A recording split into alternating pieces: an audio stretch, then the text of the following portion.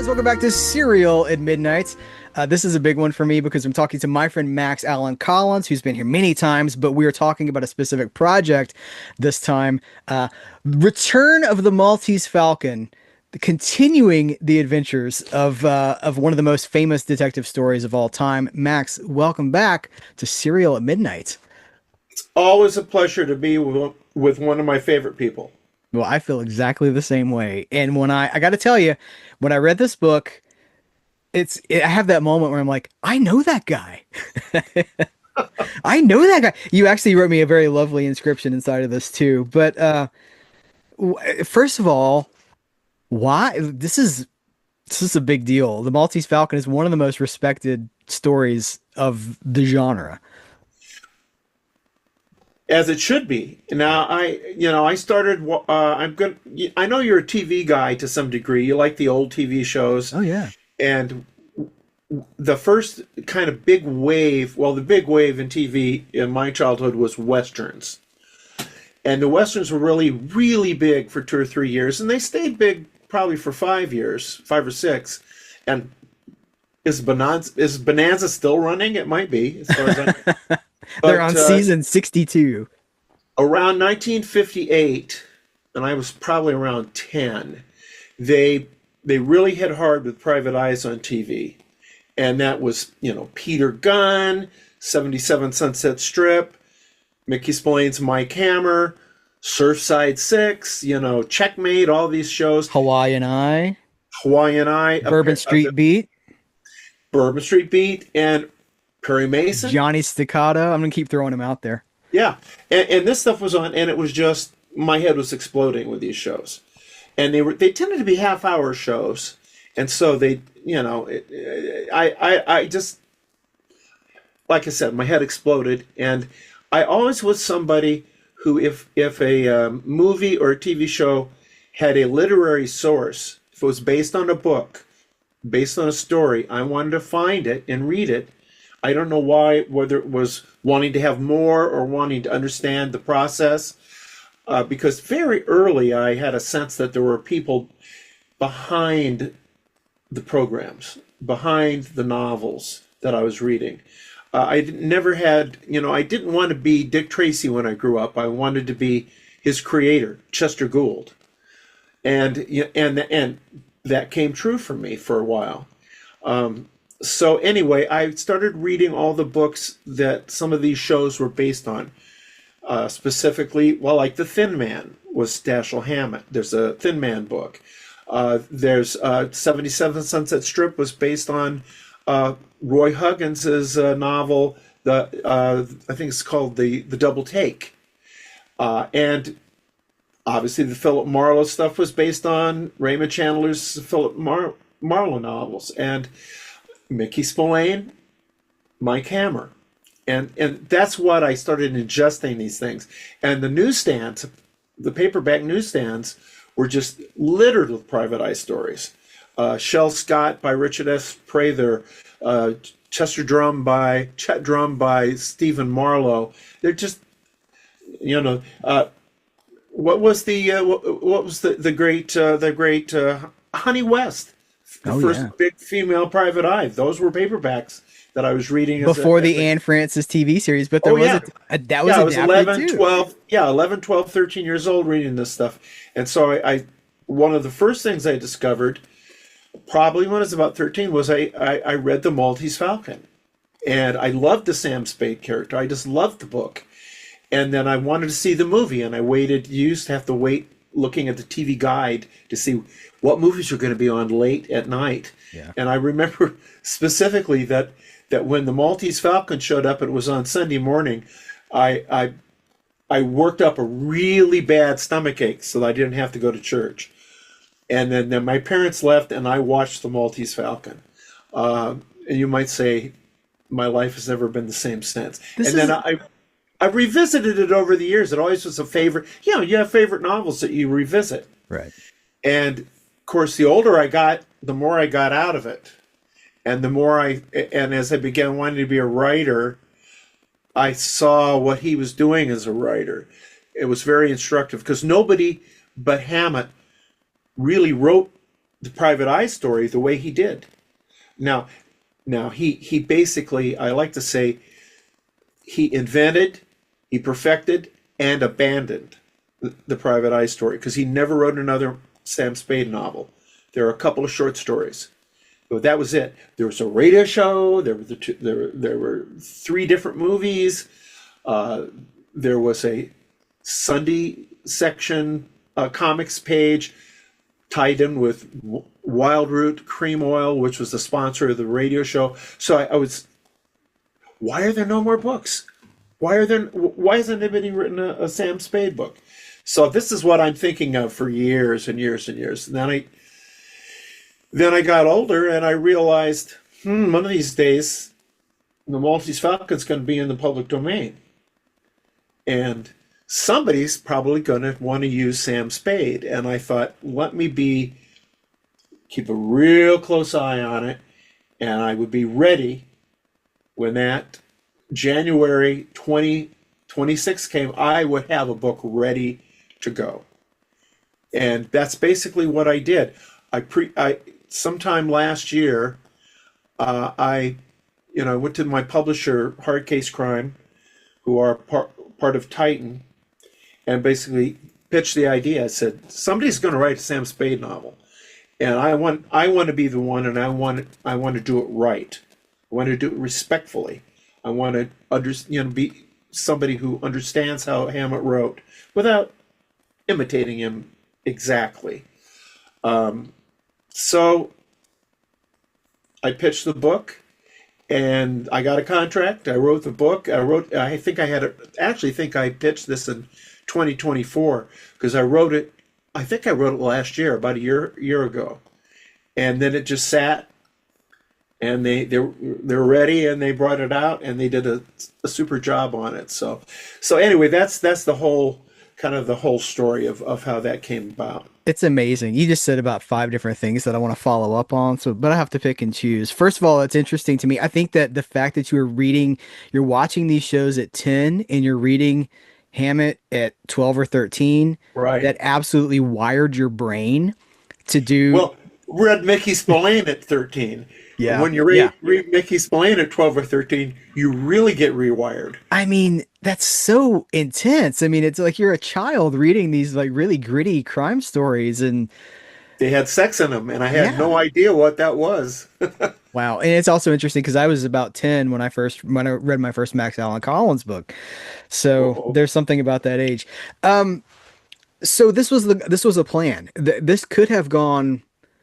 I mean, it could have gone another way. Somebody else could. I mean, it couldn't have beaten you to it, but we could have had like 6 Sam Spade books. Nobody was waiting, but one of the things that they did was, which I thought was very smart, and I'm talking about Titan and Hard Case Crime. Right when I signed the contract, they announced it. So they just said, this guy is writing a sequel to the Maltese Falcon, and it got picked up by the AP. There was a big story about it. So suddenly anybody else who did it would be number 2 in line, would be tagging on after. So that was a really great piece of strategy that the publisher did. And of course, the other thing that I anticipated, and my wife Barb, who's also a writer, and we write together a series of books called the Antiques series. It's a cozy mystery series we write together. She said to me when I finished the book and was really feeling pretty good about it, she said, you better brace yourself because you are daring to step into the biggest shoes in mystery fiction, and you're going to get hammered. It doesn't matter what you do. Not Mike hammered, but just hammered. Not Mike hammered. You're going to get hammered, hammeted. And What did she mean by that? she meant that people would say, Criticized? who do you think you are? How Yeah. presumptuous you are to do this. And in fact, there were a number of people who attacked me after it was announced in that very way. And, so I thought, boy, I could be in for a drubbing. The critics may drub me, and I just hope that they would understand that everyone, or a majority of people, You're always going to have some people who don't like what you do. Would understand I was trying to do something that honored and respected Hammett and his creation and that wonderful novel. And I have to say, I'm surprised to say that the response has been overwhelmingly positive. Hmm. The three major reviewing publications, Publishers Weekly, Kirkus, who have hated me often, and Booklist, all gave the book a rave. You've had predominantly rave reviews. The only complaints have been a few Amazon readers but we're still at 4.5 stars out of 5. Yeah. So I haven't had that negative kind of response that I could have had. I like to think it's because I think the book is good, but I also think that, I wrote an afterword, which you probably read. Yep. Where I tried to express my love for Hammett, my love for the Private Eye form, and why I did do this. And I think people who read that realized that this came from a good place. That's key because, as you and I both know, there are so many, I don't know what you'd want to call it, carpetbaggers, maybe, people that swoop in on this public domain stuff. Like, okay, the minute Steamboat Willie goes into public domain, there's a horror movie with Steamboat Willie. Well, and there's a horror. There are horror movies about Popeye. There are horror movies about Winnie the Pooh. Winnie the Pooh, and all. That's what I was thinking. Oh, great! Someone's going to come out with a Sam Spade versus Dracula book. James Patterson's probably got 4 ghostwriters lined up to write, 4, because he's already got something out there with 3 of them. Poirot, and I don't know what it is. Oh, really? Good. Yeah, and so I thought whatever anybody else does, fine, but I did it right. I did it respectfully, and I just did. I didn't want to disrespect the father of this genre.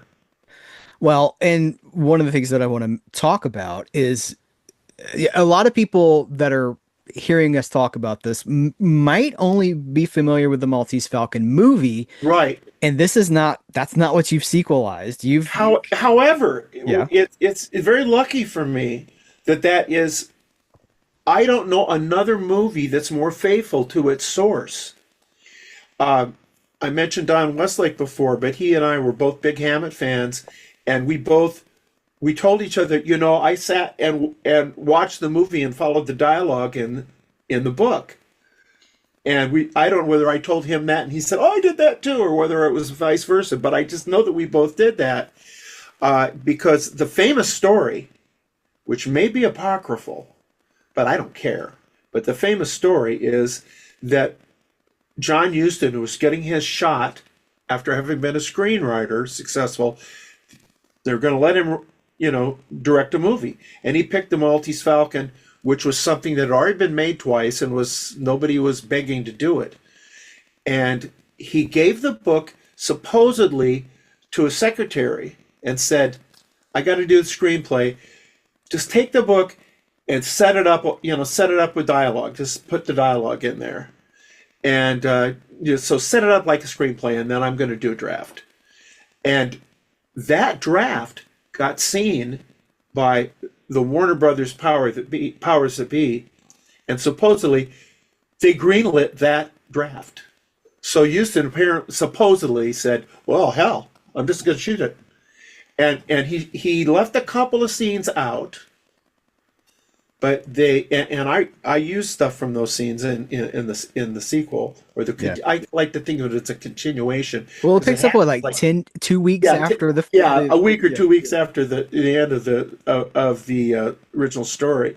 But the nice thing about that is, well, there's 2 things. One is, I won't say I was hampered, but I knew I couldn't use anything from the movie. And by that I mean I couldn't describe, Spade's office like it is in the movie. I couldn't invoke any of the actors. I couldn't do anything like that. And the one thing that I really wished I could have referred to, and I did, and then it got taken out, was the very last line of the movie is, one of the cops asks him, "Well, what is that thing that you're holding?" And he says, Spade says, supposedly Bogart came up with this line. Spade says, "The stuff that dreams are made of," and of course it's lead. Uh, but I can't use that. That's not in the public domain. This movie does not go into the public domain for, I don't know, 20 years. Right. So I've got to be overtly doing. I can't describe Bogart. I got to describe Spade the way that Hammett Blonde. Yeah. described it. Yeah, I got to do it all, and that's fine.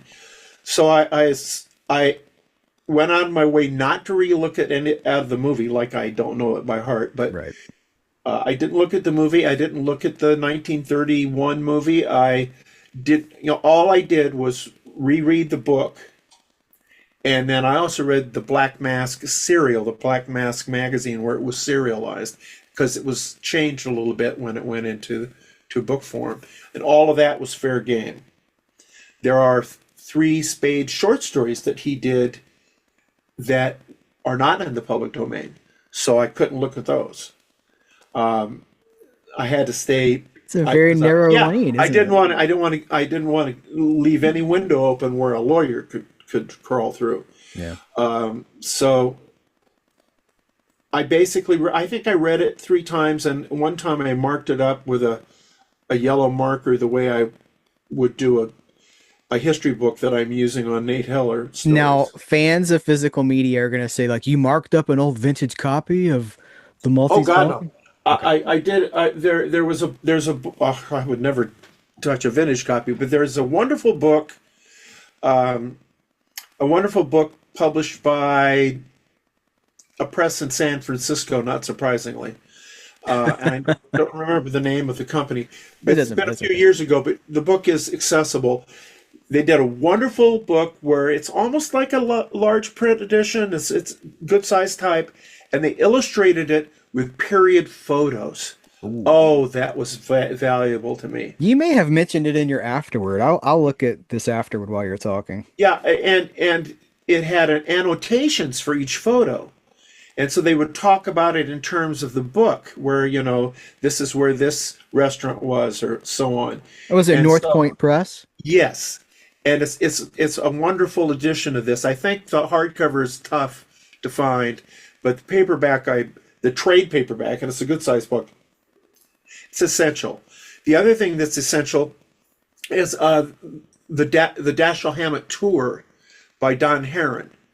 And he is a guy that would do a tour of the Spade, all of the locations that are in the book, about Hammett's book, not my book.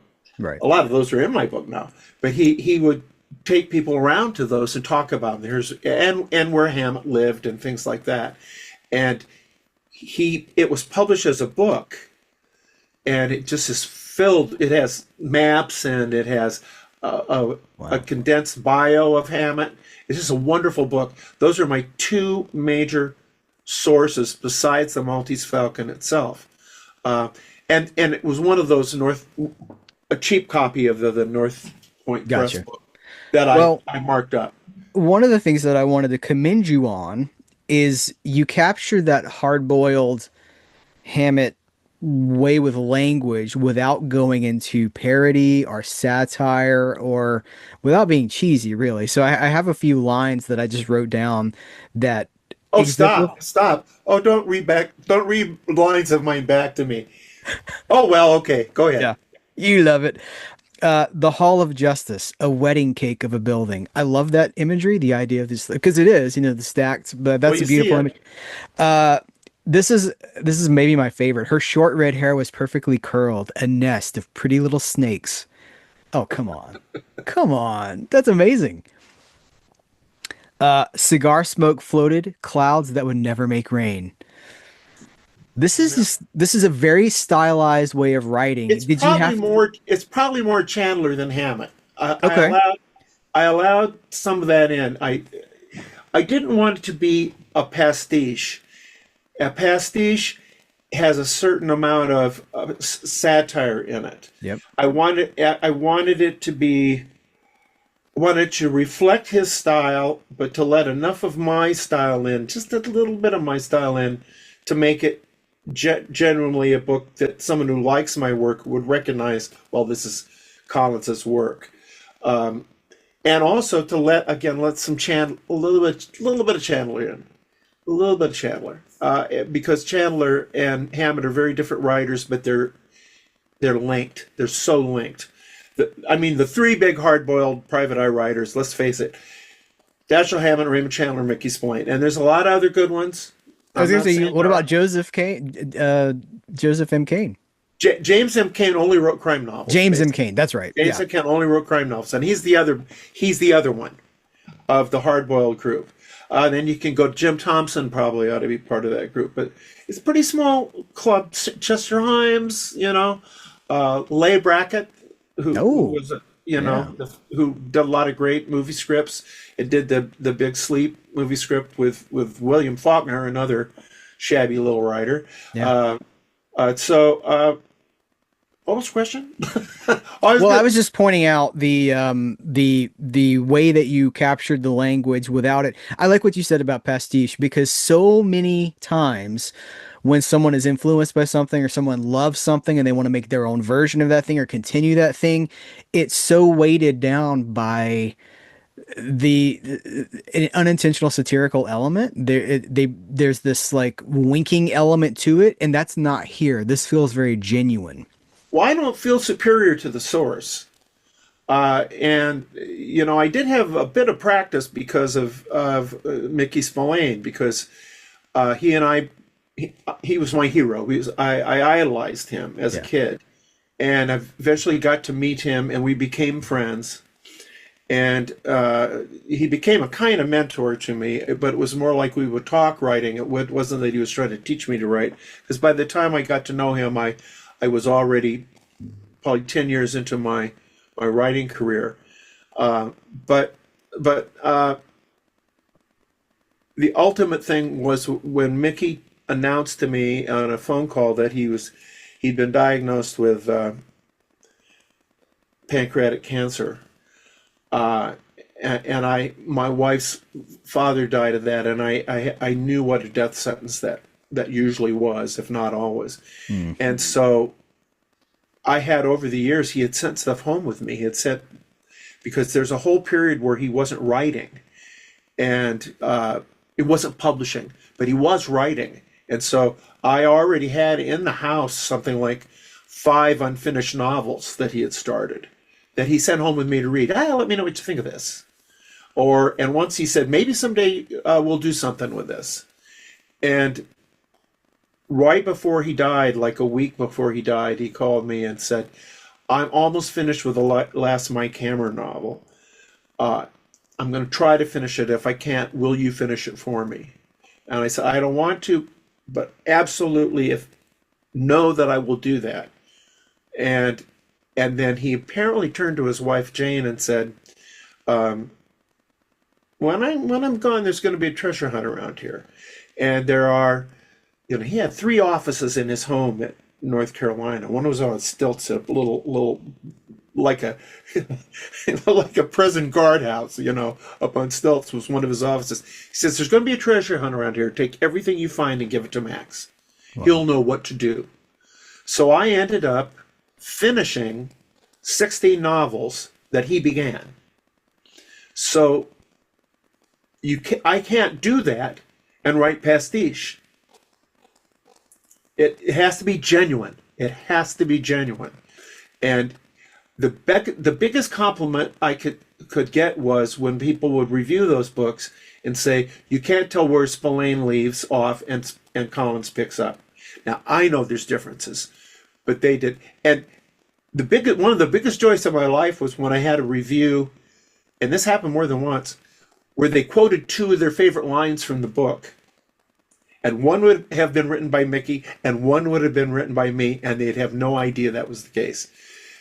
That means I pulled it off. And I wanted to do the same thing with Hammett, because in the Maltese Falcon and also in his book, The Glass Key, the other 3 are first person. He only had 5 novels. The other 3 are first person novels.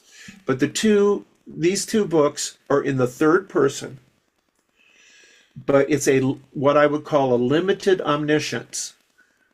He reports everything to you, and he never goes in Spade's mind. That's extremely unusual in a mystery story. You're usually right with the detective. Or you have Watson, who's the buffer, but who's observing things. Hammett just reports it like he's a movie camera. Now, they often say he's subjective, but he isn't. He's incredibly subjective. He puts, I wouldn't say flowery language, but the first thing he tells you about Sam Spade is that he looks like a blonde Satan. Well, that is not objective. That's subjective. So the subjective stuff comes through the narration. This narration who just doesn't get in the way. And Spade, and I've come to think that the biggest mystery in the Maltese Falcon is not what happened to the Maltese Falcon, but what's the deal with Sam Spade? Sam Spade is the mystery, and it doesn't pay off till the end of the story, as you know, when he reveals himself to Bridget O'Shaughnessy. And so I did not want to break that. I wanted to maintain not that style, but that approach. So I never get in Spade's mind. If I want you to know what he's thinking, it'll be in dialogue if you can trust him, and you can't always trust him. I loved writing that book. And if my arm were twisted, I'd do another one. Could you? I mean, so is the character of Sam Spade also open for further stories? Oh yeah, Yeah.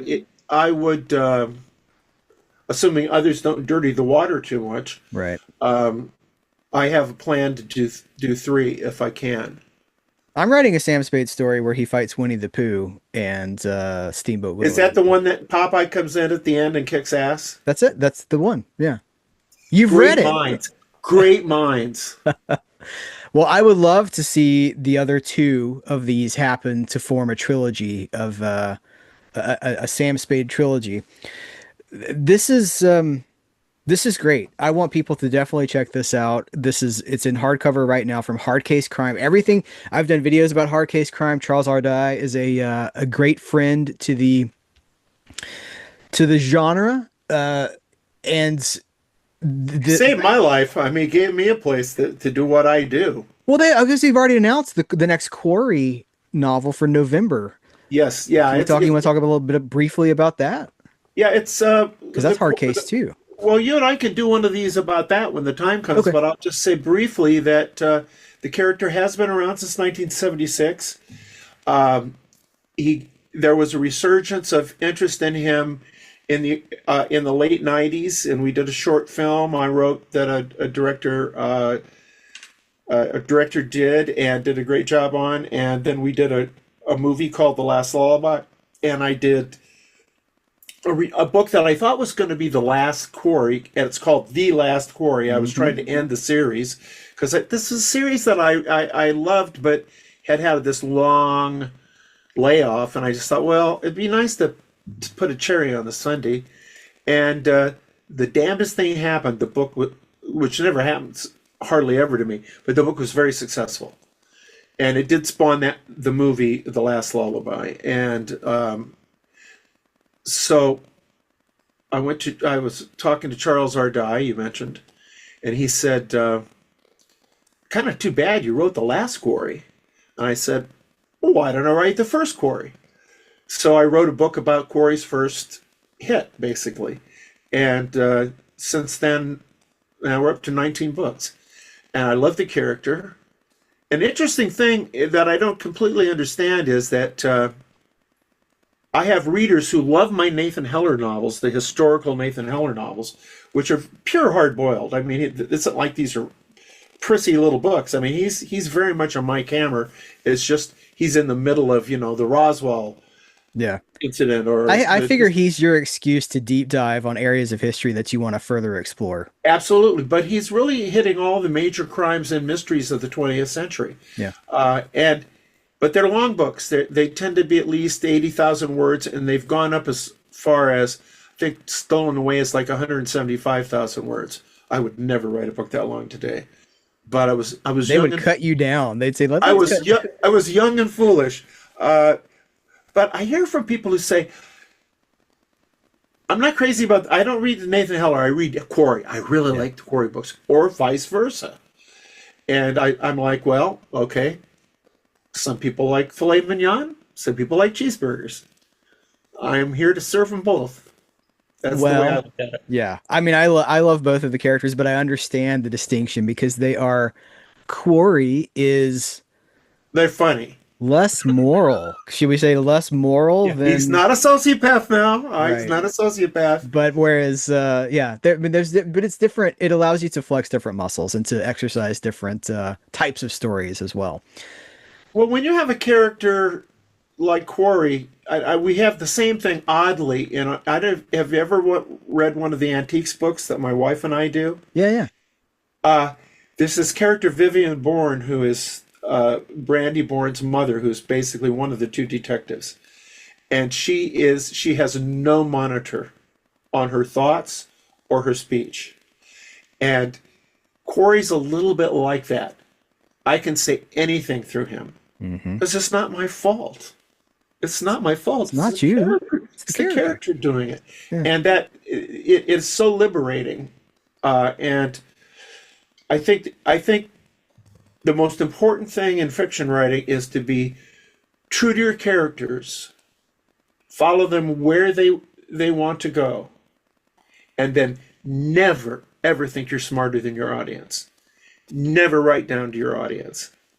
Always figure there's people out there a little bit smarter than you, at least, who you want to at least not insult. You don't want to insult anybody's intelligence above or below yours. So those are my two golden rules. Those are good rules to live by because we both know that there are some writers out there who absolutely think that they are superior to their readers. You know what? They aren't. Yeah. They aren't. Well, I love that you said that, and this is probably a good place to sort of wind it down. But this Thank is, you for this, Heath. And of where course, if somebody were really anxious to spend more time with Heath Holland and Max Allan Collins together, where might they be able to access that team who rival Abbott and Costello and Martin and Lewis? oh wow, okay, what it's and Laurel and Hardy too. Let's throw them in there. Yeah. Yeah. I would say that they have lots of options because they have the casual conversations such as these where we talk about some of our favorite film noir and private detective movies and westerns. Those would be right here at Serial at Midnight. You But have there's your another place. I know there's another there, place. well, that's what I was getting I to. can't think of it. Would you be referring to our mini audio commentaries that we've Yes. recorded? Di- didn't we do one this afternoon? I feel like we just did one. It feels like it was just about a half an hour ago that we did one. I think I was wearing the same shirt. I feel the same way. I feel like I was wearing the same thing too. Yeah, we are in the middle of another block of audio commentary recordings. We've got, but we're about halfway through, roughly about halfway through For Kino Lorber. for Kino Lorber. Yeah, so we they have announced. We can say this. We can't say everything, but they have announced. Oh, Angel's Leap. That was the name of the movie. It was. Oh, that's a good one. Yeah, That's a good Angel's one. We Leap. It's did do got that one it's got already. Sterling Hayden in it. It is a really good. It's a banger. The one, see, I think you liked that one more than I liked that one, and the one we recorded today, which we're not going to tell people what it is because it's not announced yet, and we won't break that. But I liked that one more than you liked that one. But that always creates an interesting dynamic because sometimes you're pulling me, you're like, but look at this, and sometimes I'm saying, but look at this, and it works. It's good. It's good. And thank you for this opportunity to spend a little time with you and talk about myself. I see Blue Christmas over your left shoulder now, and I want to Yeah. reference people to that too, because if they want more detective-y Christmas, because the events of Return of the Maltese Falcon do take place in the vicinity of Christmas time. Can I mention also that, because I've talked about the antiques books, Yeah. the Trash and Treasures Mysteries by Barbara Allen. That's my wife, Barbara, and me. We did a little movie last year, and it got picked up for distribution. It's going to be on video on demand in February, and there will be a DVD released in February, and I'll get you a copy. Thank you. That sounds great. And so look for that Death by Fruitcake. It's a very funny little mystery movie. And you directed it, right? That's I directed and wrote it, and Barb was one of the producers and was on set with me the whole time and making sure I'm getting our characters right. Uh, and we have a delightful cast, and we'll do a show on it maybe. yeah, Maybe. that sounds good. We definitely should. And yeah, so again, there's no shortage of the ways that people can enjoy our conversations.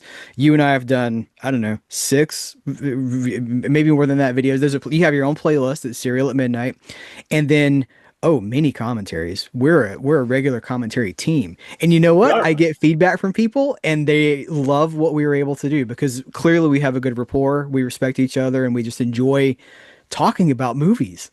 And it all comes from the hours and hours and hours of preparation you and I spend together getting ready for these commentaries. For every commentary you hear, there's probably 10 hours that Heath and I have spent in deep conversation, soul searching. Just know what, just appreciate the work that we put into this. Yeah. But we do it for them, right? Or, We do. or anyway, the work that Heath puts in. I wouldn't have said that, but it's funny that you said that because I do. Like, I will dot every You I. do. You're the Yeah. deep diver, I'll man. do research for weeks because I'm like, I gotta know everything. I gotta know what the production, what the cinematographer had for lunch, the day that the filming began. Yeah, I love that. But No, no. you're busy writing Maltese Falcon books. So where do you have to, you Yeah. don't have time to do that. No, no time, no time. Now, don't you edit this? Okay. We're fine. Okay. I'm putting it up just like this. Max, it's always fun to talk to you. Always fun to talk to you, Heath. Let's put a pin in this one and we'll do it again soon, okay?